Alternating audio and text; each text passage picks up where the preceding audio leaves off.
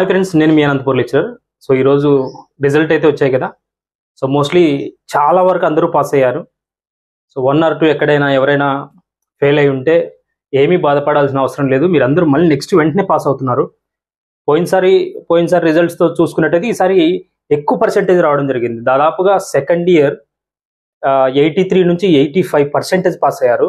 So first year చూస్తే మాత్రం ఎక్కువగా 70% పాస్ అయ్యారు. సో మనం దీన్ని దృష్టిలో పెట్టుకుని చూసినట్టయితే ఎక్కువ పాస్ పర్సెంటేజ్ అయితే ఉంది. సప్లిమెంటరీ కూడా మోస్ట్లీ పాస్ అయ్యే ఛాన్సెస్ ఉంటాయి. సో సప్లిమెంటరీ బెటర్మెంట్ అందరికీ ఒకటే క్వశ్చన్ పేపర్ ఉంటుంది. సో సప్లీ పోయినటువంటి వాళ్ళు రాసుకోండి. సప్లీ వాళ్ళు బెటర్మెంట్కి ఛాయిస్ ఉండదు కాబట్టి సప్లీ మాత్రమే రాసుకోవాల్సిన అవసరం ఉంటుంది. బెటర్మెంట్ వాళ్ళైతే రాసుకోవచ్చు. సబ్జెక్టులు ఎక్కువ మాత్రం బెటర్మెంట్ రాసుకోవద్దండి. ఖచ్చితంగా ఒక 2-3 బెటర్మెంట్స్ రాసుకోండి. మంచి మార్క్స్ పెరుగుతాయి అనమాట. బాగా చదవగలం, బాగా మార్క్స్ పెంచుకోగలం అన్నటువంటి వాళ్ళు రాయాలా. సో మీ మార్క్స్ ఎంత వచ్చాయో ఒకసారి నాకు మెసేజ్ ద్వారా తెలపండి, కామెంట్ చేయండి కింద.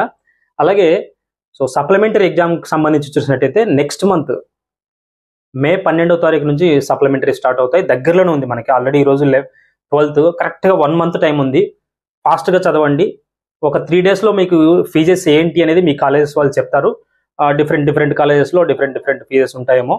సో కాబట్టి మీ కాలేజెస్ వాళ్ళకి ఫోన్ చేసి మీరు కనుక్కోండి. ఖచ్చితంగా ఎవరైనా బెటర్మెంట్ రాయాలనుకుంటే మాత్రం ఇప్పటి నుంచే బాగా ప్రిపేర్ అవ్వండి. మీరు కామెంట్ చేయండి, ఏంటి, ఎక్కడి నుంచి చూస్తున్నారు, ఏంటి, ఎన్ని మార్క్స్ వచ్చాయి, ఎన్ని పాస్ అయ్యారు, గ్రాండ్ టోటల్ ఎన్ని, ఏవైనా కూడా కామెంట్ చేసి చెప్పండి.